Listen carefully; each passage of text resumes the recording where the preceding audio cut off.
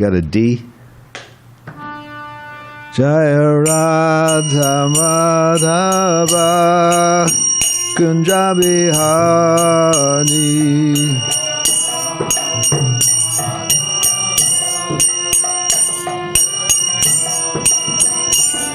Jaya Radha Madhava Kunja Bihari.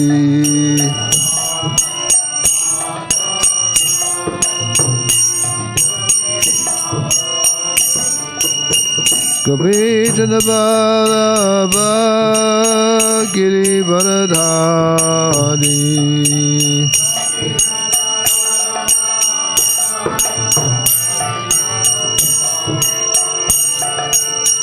Gopi Janabala Giri Varadhari.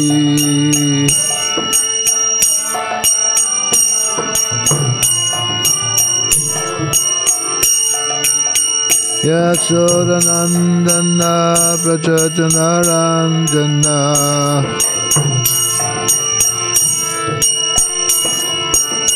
Yasodanandana Prachachanaranjana.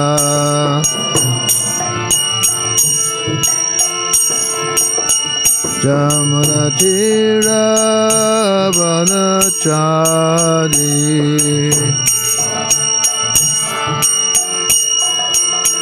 Jamanatira Vanachari.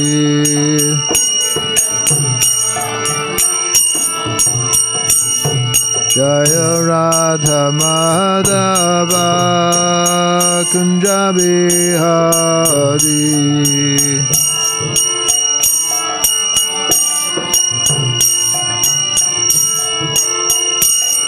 Jaya Radha Madhava Kunja Bihari.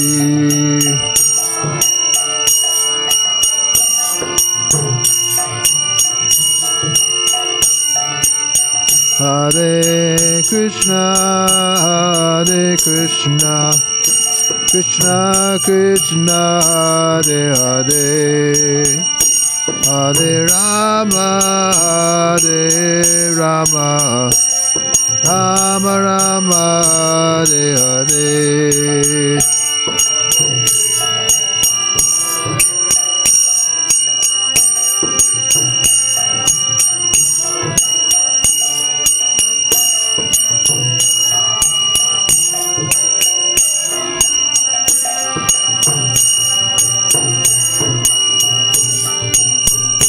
Hare Krishna, Hare Krishna, Krishna Krishna, Hare Hare, Hare Rama, Hare Rama, Rama Rama, Hare Hare.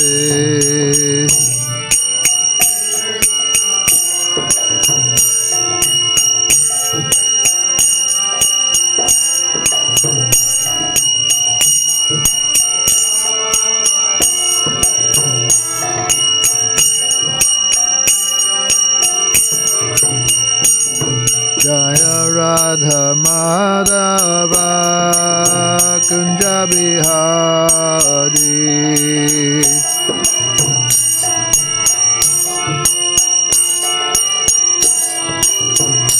Jaya Radha Madhava Kunja Bihari.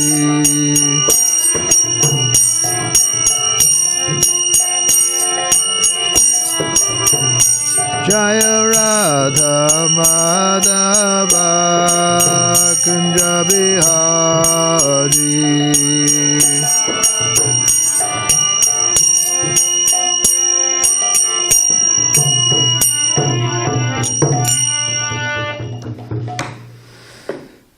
Om Vishnu Paraya Krishna Prasthaya Bhutale Srimad Bhakti Swamini Chanamani. Namaste Saraswati Devi Gaurana Pachani Vasesa Sanyavali Vishate Satarni. Om Namo Bhagavate Vasudevaya.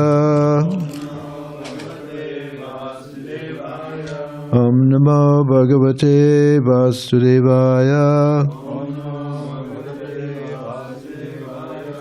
Om Namo Bhagavate Vasudevaya. Narayanam Namaskritya Naram Chava Narottamam Devam Saraswatam Vyasam Tato Jayamidiraye. Okay, reading from Srimad Bhagavatam, Canto 6, Chapter 7, Text 25.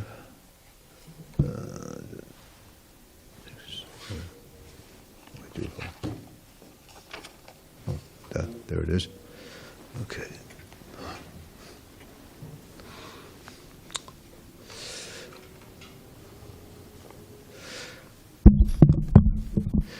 Tad Vishvarupam Vajatashu Vipram Tapasvinam Swastram Atat Bhavantam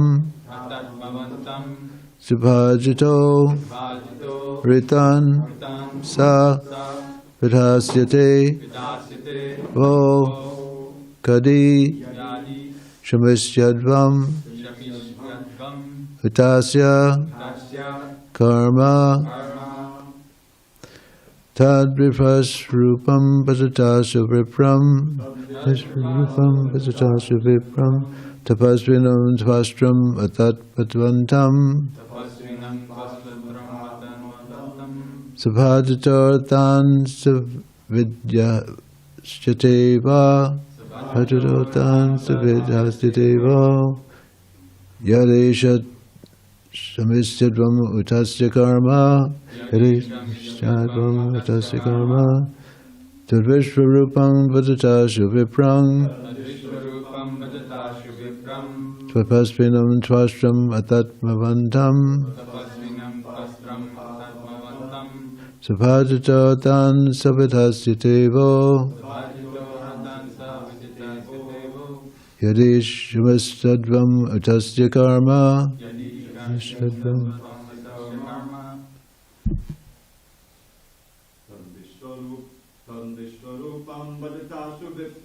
Tadvishvarupam Bhajatasya Vipram Tapasvinam Tvastram Atatmavantam Sabhajatotan Savidhasyatevo Yadishvastadvam Utasya Karma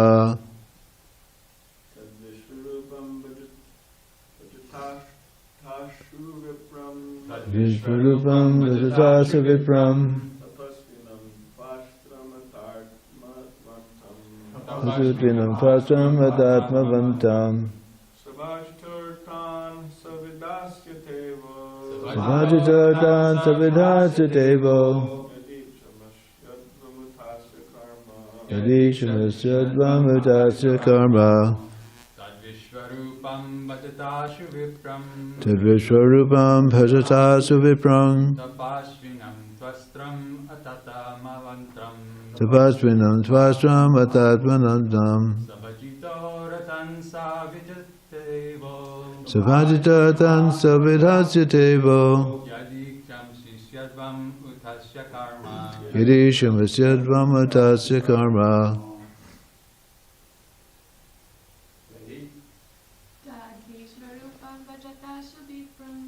Vishvarupam Savidhasya Vipram Tapasvinam Tvastram Atatmavantam Sabhajatotan Savidhasyatevo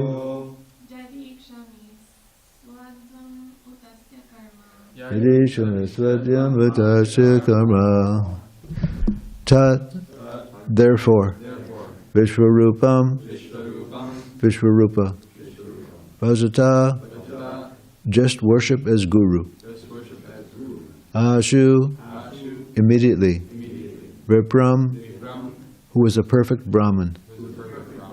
Tapasvinam, undergoing great austerities and penances. Tvastram, the son of Tvashta. Ata, as well as. Atmavantam, very independent. Sabhajata, being worshipped.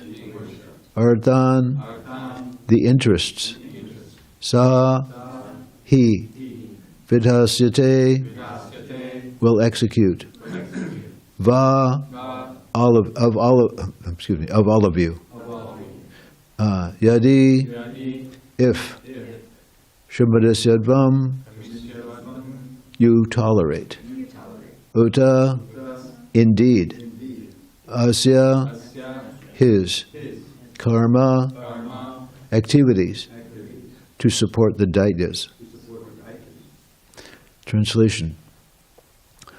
O demigods, I instruct you to approach Vishvarupa, the son of Tvashta, and accept him as your guru. He is a pure and very powerful Brahman undergoing austerity and penances. Pleased by your worship, he will fulfill your desires, provided that you tolerate his being inclined to side with the demons. Do we repeat it? Do we normally repeat the verse? With the English? With the devotees? Anyway, why not? Okay.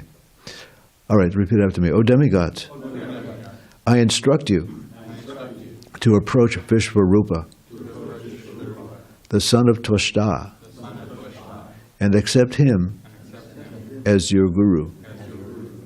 He is a pure and very powerful Brahman, undergoing austerity and penances. Pleased by your worship, he will fulfill your desires, provided that you tolerate being inclined to side with the demons. Prabhupada.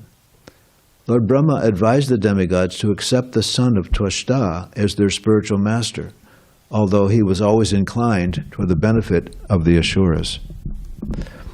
And I'm going to read some other more verses here. This is falling down. Text 26. Shri Shugo Vacha Taivam Udita Rajan Brahmana Vegatajvara Rishim Twastram Upavrajya Parishvajyedam Abruvan.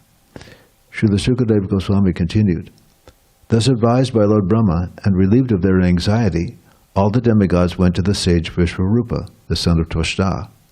My dear king, they embraced him and spoke as follows.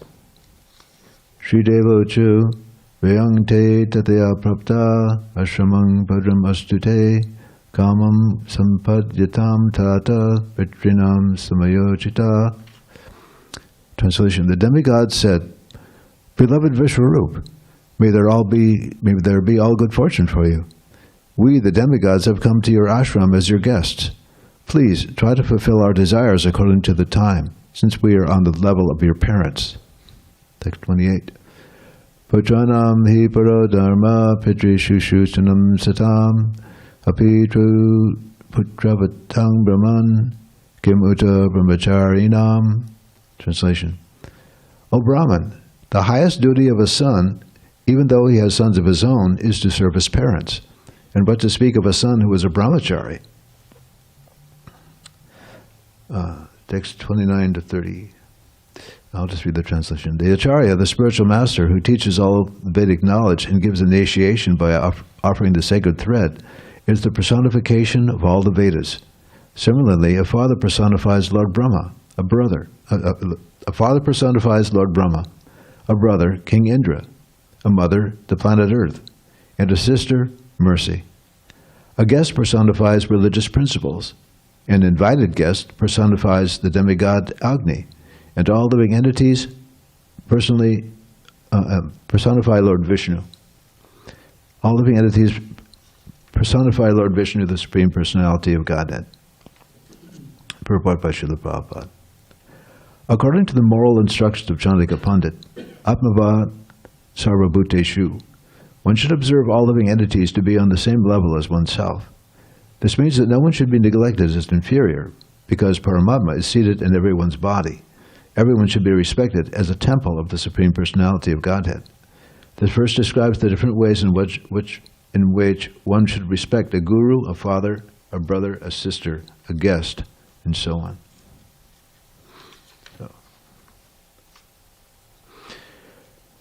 So the demigods found themselves had a bit of a pinch because they offended their spiritual master.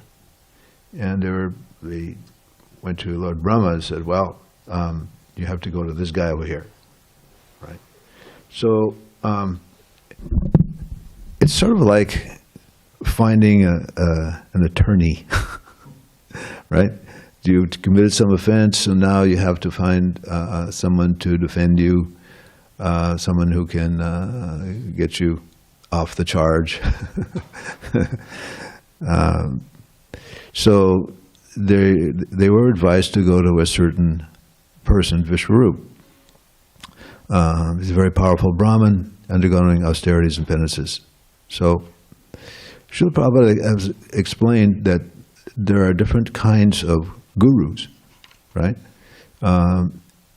Even in ordinary affairs, for example, I'm in the piano tuning business.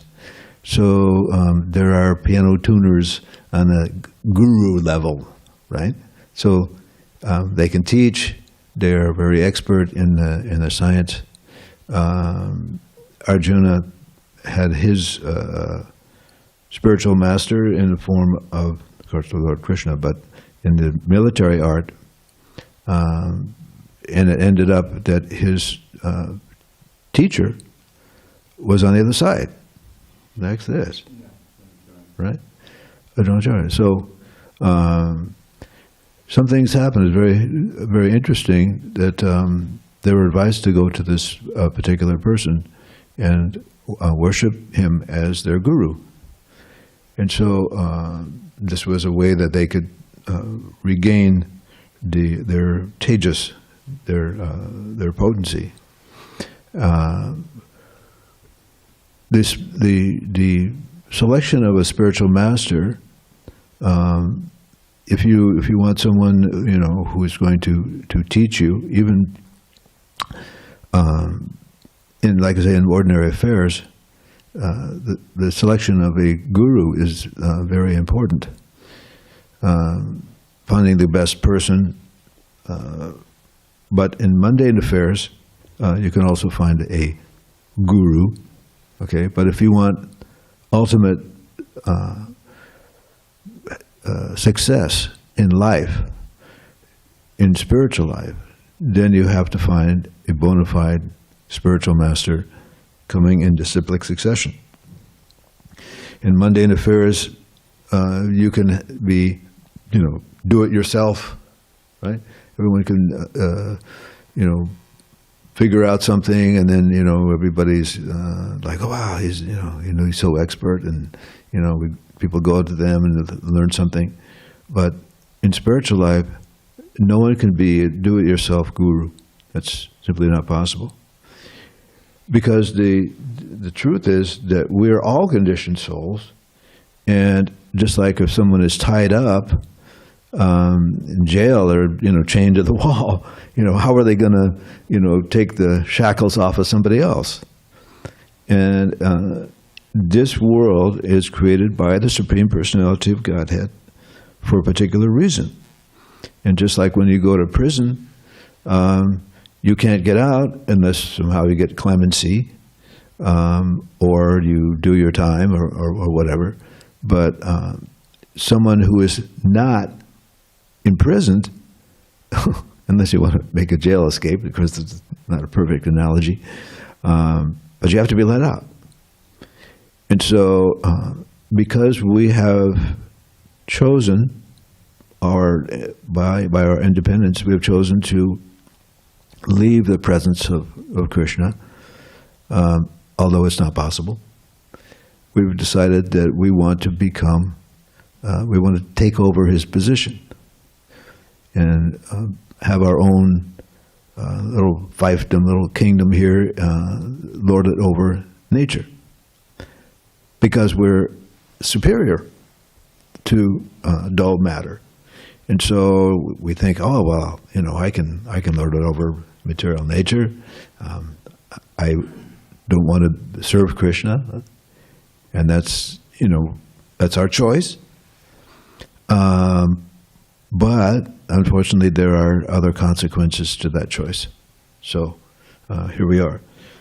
But in order to return to the spiritual world, just like a prisoner has to become a good citizen again, right? He has to follow the law and live in the spirit of, freedom with responsibility. Okay. Unfortunately, people think that I can act as I want because I don't believe in God and there's no consequences to my actions, which is a disastrous idea. And although we claim, which person will claim, oh, I'm free, I can do whatever I want. But when you commit some kind of criminal or civil unlawful activity, then eventually it'll catch up to you and you'll be punished. So in the end, it's not a good idea. So here we are, and again, you can be a model citizen in jail, right? You go to jail.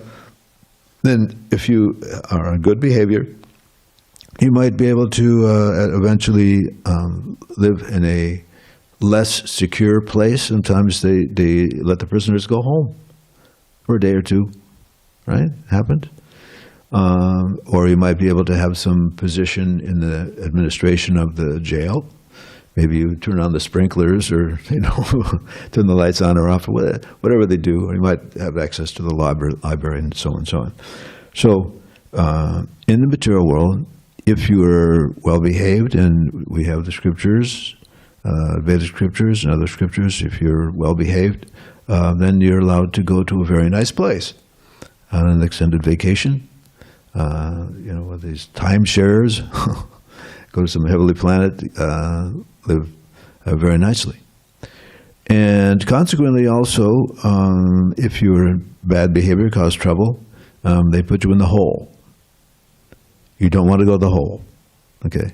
So there's a place in the material world at the lowest part of the universe where people are punished for ill behavior. But this is not an eternal situation. This is all, even though if you go to hell, it seems like forever, and if you go to heaven, it's forever. Not forever, but from earthly years, one day in heaven is worth a year on the earth. So this is all within the material world. We are aiming to leave this place, right? Just like a prisoner's real aim should be not to go from this situation to that situation and still remain within the custody of the state. They want to leave the material world and live in freedom. But again, freedom means you make the right choices, right? If you have a son or daughter and you give them the keys to the car, so you expect them to, take care of it and to drive it safely and so on and so on.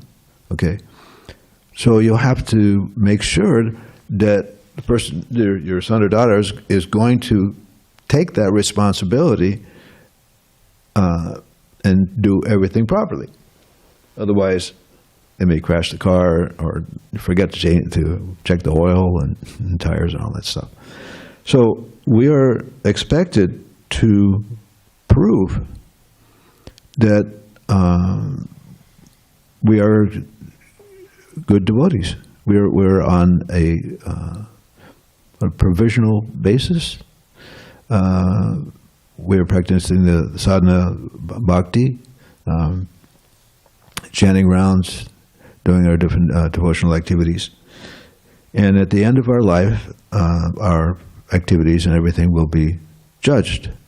And if we are pure, then we can be accepted to the direct association with Krishna.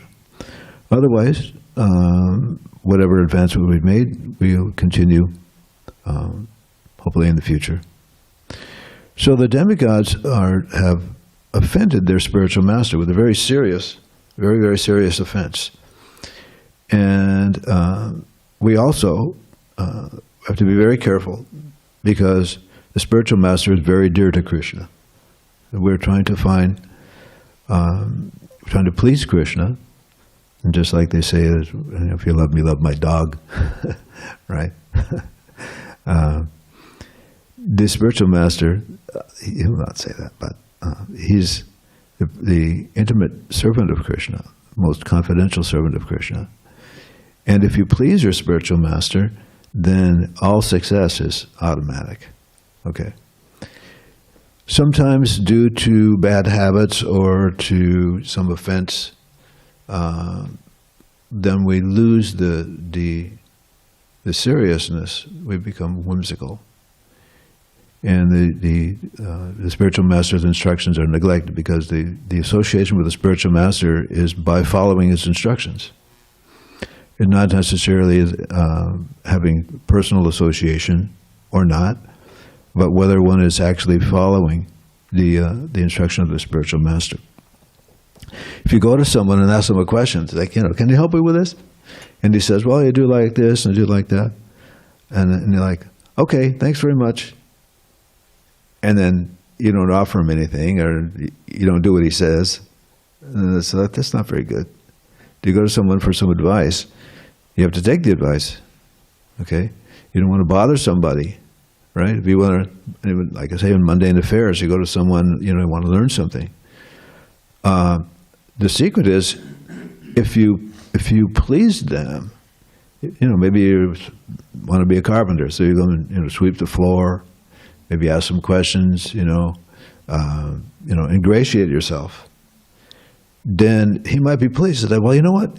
When you're doing this, if you hold the chisel like this, it works better.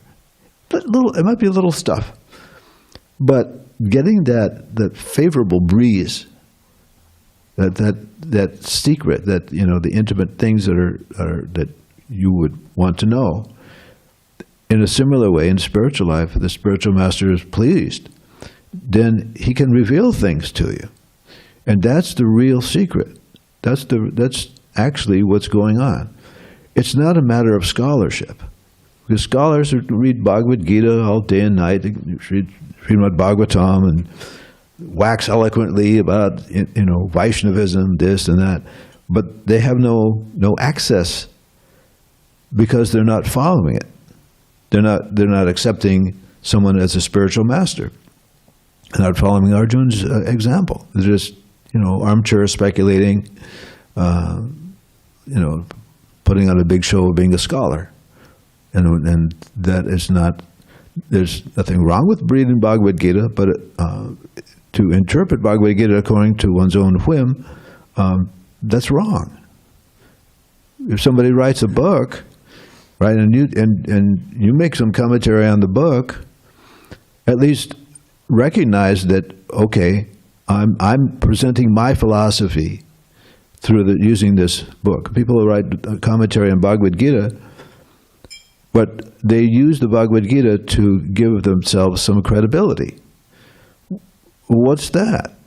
Prabhupada gave an example. There was a book written by, I forget who it was, but the book was called Shah Jahan.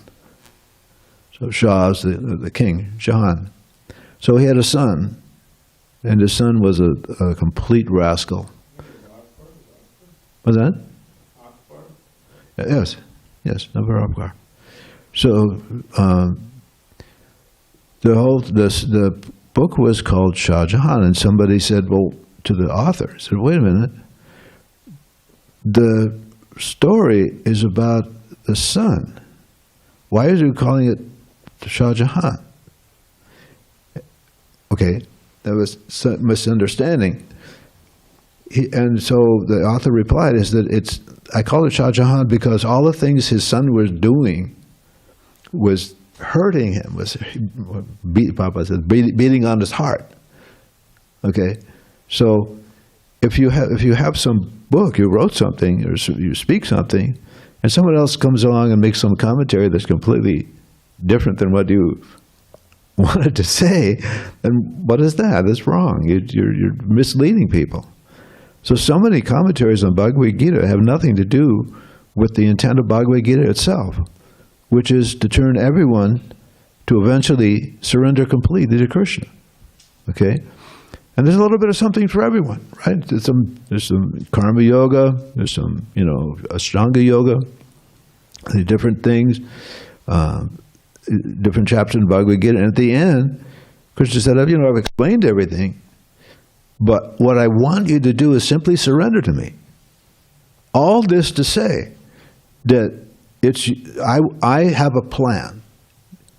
You surrender to me and be part of my plan, all success will be there. But Arjuna in the beginning was thinking that it's something for me. I'm going to win this war, and the Krishna, no, there's something higher. Okay? So, in our situation, okay, we don't have a, battle of Kurukshetra, and we're not asked to, fight against our friends and family members and teachers and everything, okay? So, how do we know what we're supposed to do? And that's the relationship with your spiritual master. Okay, the spiritual master gives you the instruction what you are supposed to actually do. So, usually, a person is offered some service that is, according to their nature.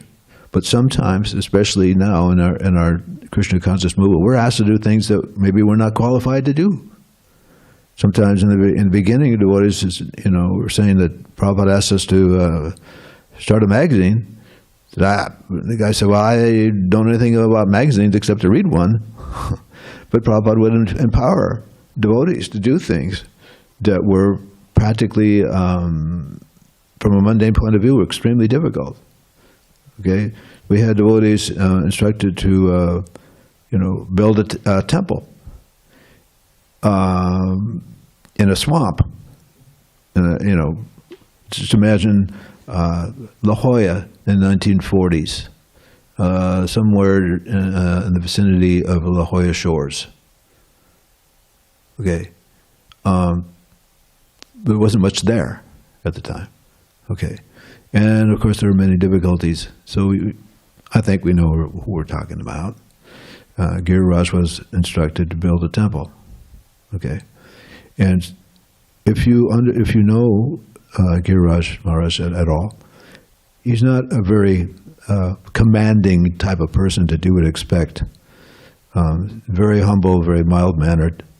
And I know I was there. I saw what was happening, but Srila Prabhupada empowered him to build a temple under almost impossible circumstances from the very beginning all the way to the end. So that's the real secret. If you have the blessing of your spiritual master, you can make spiritual life is a straight shot. Okay, and that's the real secret, and that's our position in relation to Krishna. And the spiritual master is engaging us, training us, so that we can have a position in relation to the Supreme Personality of Godhead. Because Krishna's will supersedes everyone else's. If Krishna wants something that the devotee may think is unfavorable, the devotee does not hesitate to do what Krishna wants. What does it say? Do as I say, not as I do. I wish I was as surrendered as a devotee. But that's actually our position, that Krishna knows everything. We don't. And if Krishna says we should do this, then we have to have enough faith that that's not going to be unfavorable in the end. When we have the example of Arjuna, Arjuna was instructed to kill Karna. And according to the law of combat, you can't attack someone if they're in a disadvantageous position, right? So if Karna's wheel got stuck in the mud, so he had to get down from the chariot to pull the chariot out of the mud. And Krishna told Arjuna, kill him. And Arjuna said, oh, wait, kill him. You won't be able to otherwise. And Karna's like, what? And Krishna said, no, you have to kill him. And he did. So there are so many things, according to mundane opinion, that happened in the Battle of Kurukshetra. Because it was Krishna's plan. Okay, there was a greater plan, and Arjuna surrendered, and Krishna's plan was fulfilled. Actually, Krishna told Arjuna, he said, you do it or not. You want to go off the forest and meditate and do whatever you want, I've already arranged the outcome is already going to happen. You can take credit for it or not. Krishna's not a mamby-pamby, okay? When Krishna goes to the Battle of Kurukshetra, even though he didn't personally take up arms, but there were oceans, there were rivers of blood. Okay, Krishna's not a mamby-pamby. He's if someone Krishna wants to kill somebody, that's it. Krishna wants to save somebody, save Prahlad Maharaj, nobody can kill him. So Krishna's will is supreme, and it is in our advantage and everyone's advantage to surrender to Krishna, and that's really the whole point of Bhagavad Gita. Okay, not somebody else's idea. So anyway, the demigods go to Vishwarup as their spiritual master because they had something in mind they wanted, which was to regain their kingdom. So this is all, within the world of matter. Okay, this is demigods. These are instructive incidences for us to understand how important it is to avoid offending your spiritual master. Okay, so this is really all of these things in the Srimad Bhagavatam. You say, well, it's maybe a mundane example. It's within the material world, but it is showing how the devotees act in relation to the Supreme Personality of Godhead. This is the story of the Personality of Godhead, and these different devotees and different examples of things that happen are very instructive for us. Okay. Okay. So this last verse, the Acharya, the spiritual master, who teaches all the Vedic knowledge and gives initiation by offering the sacred thread, is the personification of all the Vedas. Okay. It's also said that the spiritual master is the sum total of all the demigods. So it's a little difficult. It's taken me a long time to really understand. The demigods worship the pure devotee. They are not pure devotees.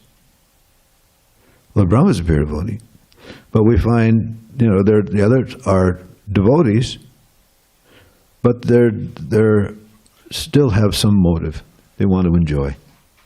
Indra's always worried about his position. Somebody comes along and does more horse sacrifices than him, so he steals the horse. He's doing different things to, because he wants to maintain his position.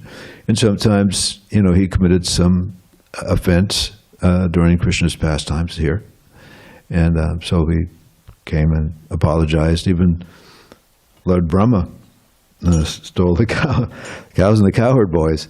Who is this Krishna? So all of these things are instructive. Okay, going on. Similarly, the Father personifies Lord Brahma. Of course, Lord Brahma is the original progenitor. A brother, King Indra. A mother, the planet Earth. Of course, we know the mother and the real mother, and the planet Earth is a mother. The wife of the spiritual master is a mother. The wife of the king, the wife of the spiritual master. anyone who's not your wife is your mother. According to, is it Chandika Pandit said that one? A guest personifies religious principles. An invited guest personifies the demigod Agni, and all living entities personify Lord Vishnu, the Supreme Personality of Godhead. Okay. Atmavat sarvabhuteshu. One should observe all living entities to be on the same level as oneself. Okay. That is, according to Chandika Pandit, one is a learned man, right? He sees all living entities as himself. Okay. No one should be neglected as inferior because Paramatma is seated in everyone's body and everyone should be respected as a temple of the Supreme Personality of Godhead. So, it's not that we embrace a tiger, right? The tiger has the Supreme Personality of Godhead in his heart. So, we are preachers, okay? We understand that everyone is part and parcel of Krishna. But in the material world, as a preacher, we have to see someone who's innocent. We have to see someone who is inimical, right? We have to see the Supreme Personality of Godhead. We have to understand all of these things to properly engage in preaching activities. When you're preaching to someone, it's very helpful to engage in some dialogue, find out where a person's at.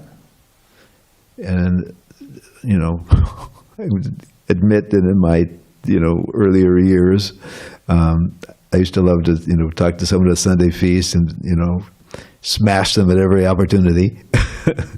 And wow, I must have been successful. They never came back. But it's actually better to understand, where a person is coming from, so you can figure out how you can relate Krishna consciousness to them, right? Not everybody's going to be able to accept everything on all at once. But if you find out where they're at, if you listen to them, and you actually listen, you actually understand their position, then they will trust you. Okay, and faith is all about trust. Okay, when I first met my first devotee, he came to my door. Okay, and he would look me straight in the eye. Not like, I want something from you. He's not. I could see that he was trying to give me something, but he wasn't really like a salesperson would, give you some argument. Yeah, you need this. You've got this problem, and I have the solution. Here it is. Pay me some money, and I'll give it to you. He was making arguments, and he looked me straight in the eye. I said, "It looks like you're interested. You should read this book, the Bhagavad Gita." Oh, okay. So that's what convinced me. He was not trying to get something from me, right? So when you're preaching to somebody, we're just planting seeds. If you can give them a book, that's the best, okay? But we should not be offensive or do anything that would cause someone to mistrust us. And it's the basis of all faith. And if you talk to Christians, they're always talking about the promise, right? That God promised, and of course it was, mundane. He promised us this land or whatever, this is our land. But they base their faith on that they can trust what he says. And so I remember years ago, Tripurari, big book distributor, he would describe it like he would talk to somebody and said like they're in this bubble, Somehow he would stop somebody and create a situation in their mind that, there's some trust there. They become like their friend, their best friend. And he was able to do it very, just almost instantly. And once you got their trust, you've got them in your hand. Okay, and they would easily just automatically pull money out of their wallet and give it to them. Okay, so it's all about, trusting somebody. So if we're doing something that's flim flam, or doing the pick or whatever, I'm not criticizing it, whatever gets the book sold, but when you want to preach to somebody, you want them to trust you. That's the main thing. Okay? So we don't look down upon karmis, right? We were once the karmis. Okay? And people don't like it when you talk down to them. They don't like somebody, holier than thou, we're devotees and you're just, karmis. Guess what? It wasn't too long ago, we were in the same boat. And somebody reached out to me. So one should respect everyone, even if someone is inimical. Sometimes it's a little hard. Sometimes you have to, just like you can't embrace a tiger. So I remember years ago we used to have trouble with some guests would come and we had some enforcers. Names I will withhold. But the main thing is that if you respect somebody and give them your friendship, it's like planting seeds. Maybe they won't come around right now. Maybe it'll take a lifetime or two. Who knows? But giving someone, even Guna Maharaj used to, he wanted someone to actually stand outside the door here and wave to people as they go by. Okay? You wave to somebody, now you made a connection. Their spiritual life just started right then. Okay? Even if they don't take a book, if they even touch the book, they had some time in their life that they met a devotee. That's life-changing. It's life-changing. Maybe we don't really think so, or this Krishna consciousness movement is Lord Chaitanya's. It's Lord Chaitanya's movement. We had a phenomenon. Maybe some of you didn't know too much about the Beatles, but with George Harrison writing "My Sweet Lord," if you go on YouTube and you see, they'll have maybe him performing the song. Read the comments. Thousands of comments, and they're all glorifying. One guy says, "I don't really believe in God, but I believe in George." So many favorable comments. That song opened the hearts of so many people. And you see, sometimes they do a cover, right? Then they got together, on the disappearance day. They had a concert for George, right?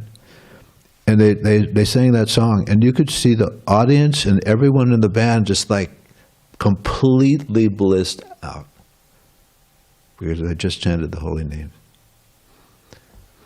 And Tom Petty on TV, was commenting about George, and and he says, "Hare Krishna," broadcast to millions of people.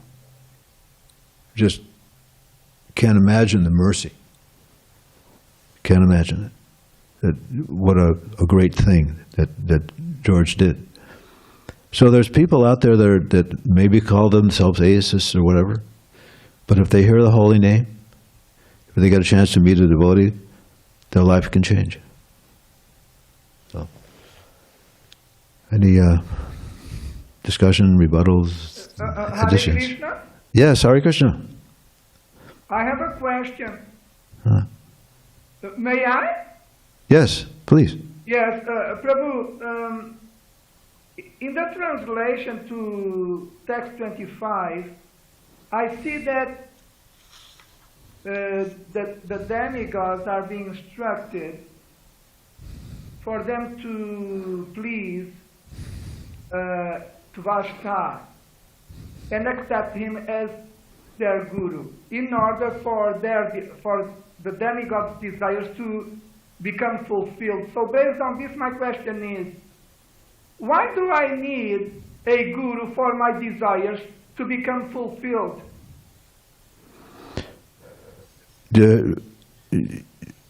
If you have a very strong desire to fulfill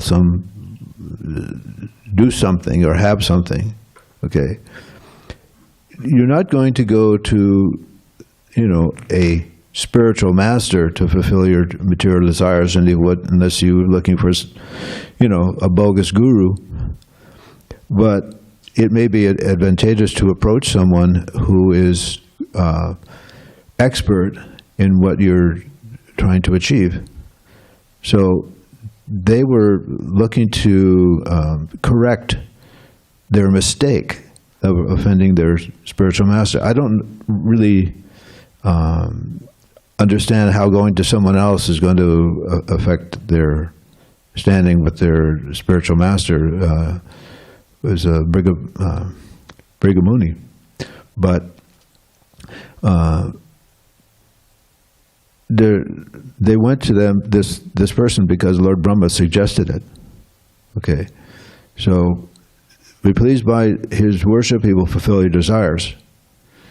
Unfortunately, this person was not so much inclined to the demigods, he was actually inclined with the demons.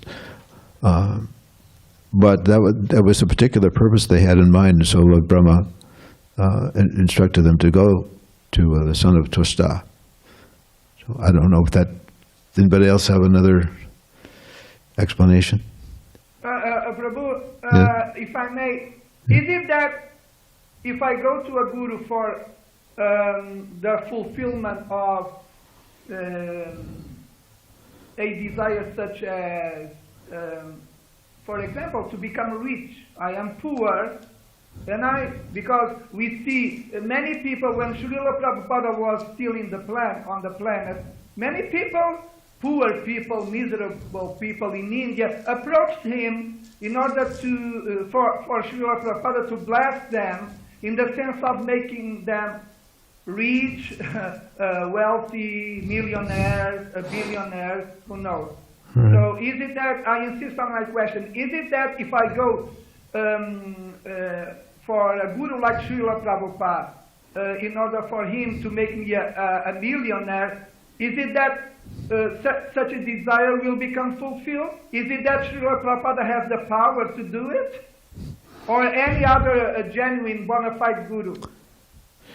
If you're going to a guru, a bona fide spiritual master, to fulfill some material desire, it's not proper to ask for that. But you can ask. I don't think that Srila Prabhupada, I don't remember anything of Srila Prabhupada telling someone giving some advice. Well, if you do like this or do like that, he would just say, if you make some money, give it to Krishna. And everything that belongs to Krishna, so if you give it to Krishna, you'll always have Lakshmi. That was what he would say. He wouldn't give anyone instruction to okay, well, if you do like this and do like that. That's not the kind of thing that you ask a spiritual master. Just like someone would go to, what was it, Sanatana Goswami had the touchstone, right? Went to Sanatana Goswami and asked him, I heard you have this touchstone. Where is it? I'd like to see it. See, maybe demonstrate it or whatever. And then Sanatana Goswami is like, it's over there in the trash. It's in the trash? What? Yeah, I don't need it. And then the person realized, oh, do you have something better? Well, yeah, Krishna consciousness. We don't need that. But if someone wants to have some material desire, sometimes devotees come to the movement with the various desires. Like, somebody wants to, find a husband or a wife, whatever, maybe they want to have some, we all have latent desires for, certain things. But that's not why you go to a spiritual master. You go to the spiritual master to realize, who am I? Why am I suffering? Okay? But if you have some material desire, in the Srimad Bhagavatam it says that if you have some material desire, you don't have some material desire. Worship Krishna, and all your desires will be fulfilled. So, it's not appropriate to approach somebody, for that kind of thing. Somebody wants to, become a millionaire, go to Srila Prabhupada and ask him for, how do I make millions of dollars? It's not appropriate. You have to find the person, the right person. But I suppose it's possible. But I don't. Dhruva, is there any example that you remember of someone asking Prabhupada, "How do I increase my income?" Do we have any example of that? Do you remember anything? If there's anyone that you know of went to Srila Prabhupada and asked how to become materially successful. I don't recall that direct question. There probably was some, maybe some advice when they were already doing some business for the temple or something like that. I mean, after all, the spiritual sky was set up and Prabhupada approved it. Right. So. Yeah. But we don't have like some wealthy Indian asking his blessings that, my business maybe, It became pretty clear that you weren't going to get any success if you worked on that way. Yeah, I don't remember, I had some association with Srila Prabhupada, but I don't remember anyone asking that. Yes, go ahead. One instance I heard, I think Prabhupada was on a train, and somebody, this was in India, and some person asked him for blessings, but it was clear that it was kind of like, they were asking for like material blessings, so Prabhupada said, this is my blessings. So he said, saffron cloth, this is my blessing. Right. I think he even pointed to like some sannyasis who were there. He said, my blessings that you become like them, or something like that. Right. Right. The real blessing is not in material terms, but if you become a devotee, sometimes Krishna pulls the rug. Sometimes you want to get some success, and you might find the opposite. And I have a pen pal in India, and he's a devotee, and some very unfortunate circumstance took place. There was some devotee in the temple, I don't know all the circumstances, but was doing some investing. And he had many people giving him money to invest, and he was offering a very large return percentage. And so I think my friend invested his life savings, and I get that he probably convinced many others. And in the end, whatever this devotee was doing failed and lost all the money. And so it's just everyone involved is absolutely devastated. So sometimes Krishna he's known as Hari, one who takes away. So, and he did it to Srila Prabhupada, because Srila Prabhupada was trying to become successful with his chemical business. And it didn't happen. It didn't happen. He came to the Western countries to fulfill the instructions of his spiritual master, not different from penniless. Yes, Srila Prabhupada actually had plans that, that he was going to make all this money and use that to preach, but Krishna had some other idea. So he had to come here with nothing. Thank you, Prabhupada. Thank you very much for your comments. Thank you, Hare Krishna. So, yes, Hare Krishna. On this topic that Vijay Krishna brought up, I was thinking that these verses are really nice in the way that they show like a nuance to this principle of accepting a guru, or I guess gurus plural, and how it's not such a black and white thing, just having a guru. And actually, it looks very funny. I thought this particular pastime, because in verse 25, Brahma tells them to go accept, Vishwarupa as their guru, and then in 26 they say, okay, we'll go accept him as our guru. 27 they show up and they say, accept our blessings, we're your guests, please serve us. we're like your parents, so you should do whatever we ask. And so it's certainly not the stereotypical way to approach a guru. And then, then they say that you're like a boy, and so on. But then, in a few verses, it comes up then in a few verses, after saying all this, then they say, we accept you as our spiritual master. After going through blessings, we're your guests and so on, and asking things from him, then they say, so we're accepting you as our spiritual master. And then that purport, Prabhupada says, one must approach a particular type of guru to execute a particular type of duty. Yes. Therefore, although Vishvarupa was inferior to the demigods accepted him as their guru to conquer the demons.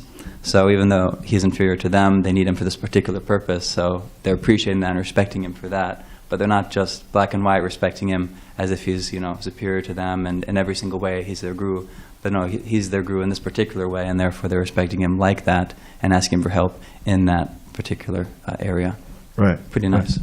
Right. Well, they were kind of hanging on to the coattails because he was performing all this austerity and had gotten very powerful and that sort of thing. And then also when the emperor, I forget his name, but Chandika Pandit was a Brahmin, but by his instruction, by his austerity's instruction, the king conquered all of India. So a Brahmin, by his austerity, is very, very powerful. Okay, so we see that there's Vishvarupa was very powerful, and so they were instructed to go to him to get the fulfillment of their desires. But all to say that they offended their spiritual master, and ultimately they had to get forgiveness for that. From you offend a Vaishnava, then you got to find him and beg forgiveness, and that's why we say Vancha Kalpataru Vischa, so that the next moment I can quit more offenses, right? Anyway, thank you very much for your comment. Thank you. Wonderful. Yes.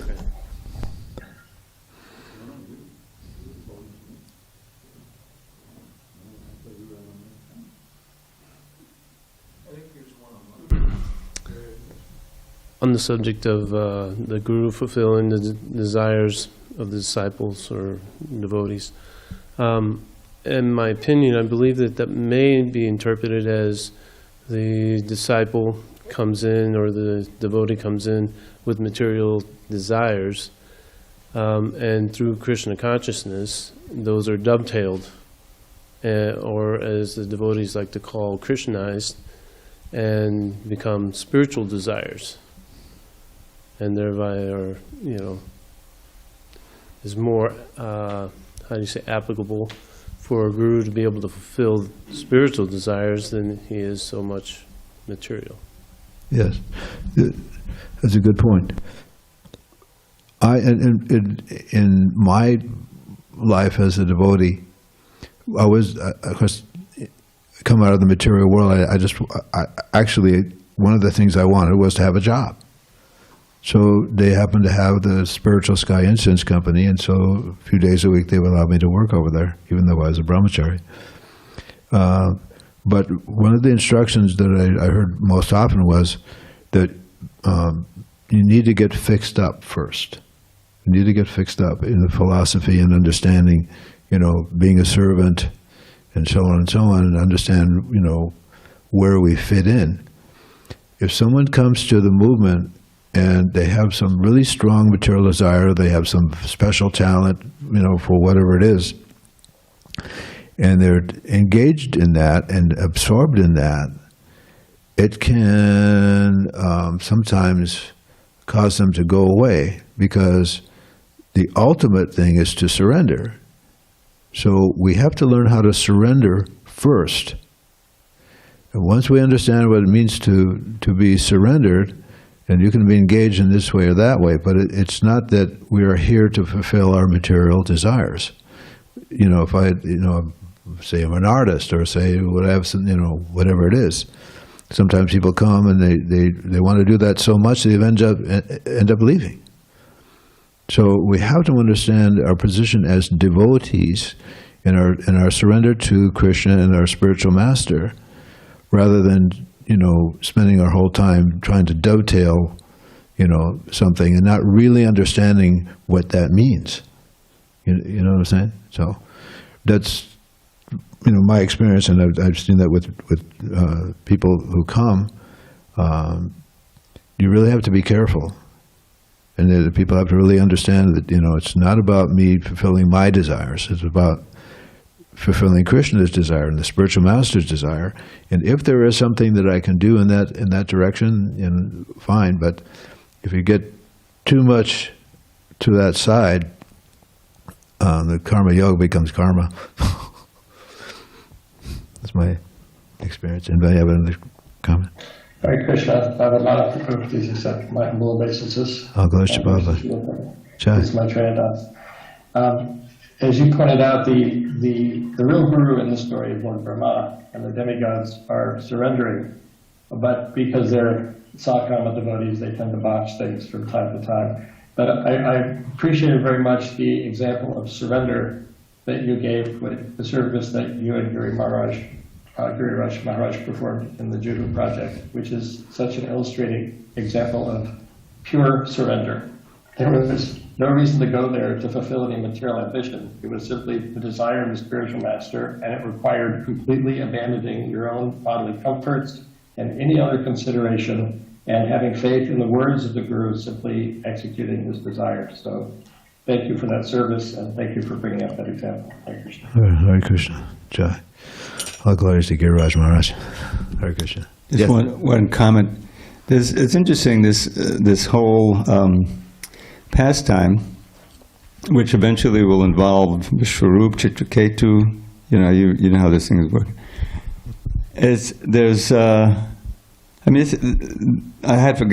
Frankly, I had forgotten all the details of how Vishwarup became their guru, because where's Twashta? Twashta's the father, but here they went straight to Vishwarup. They didn't go to Twashta and asked him to come, and he agreed. And but the whole thing is on the material basis. Even the Narayana Kavacha, well, it's Narayan, but it's using this Kavacha for a material purpose, so they get back their kingdom. The demigods will get, and what happens? Indra, in his usual way, something happens. He flies off the handle, loses completely, and does something. I mean, practically, it's inconceivable. He will kill Twashta. He will chop off his 3 heads when he sees that he has some affinity for the demons. But they knew that already. So the whole thing was on a material basis. Yeah. We're accepting you as you're junior to us, but we're accepting you because you know the mantras, so that we can get. The whole thing is very materialistic. I know. And so this maybe the whole. I never thought of this before. The danger of trying to use something that's spiritual, Narayan Kavacha, it's Narayan Kavacha, for material reasons. For material reasons, they accepted him because he had the power to chant the mantras properly, so that they could get their kingdom back. But as soon as there's some little glitch in that, they so there's a big lesson here.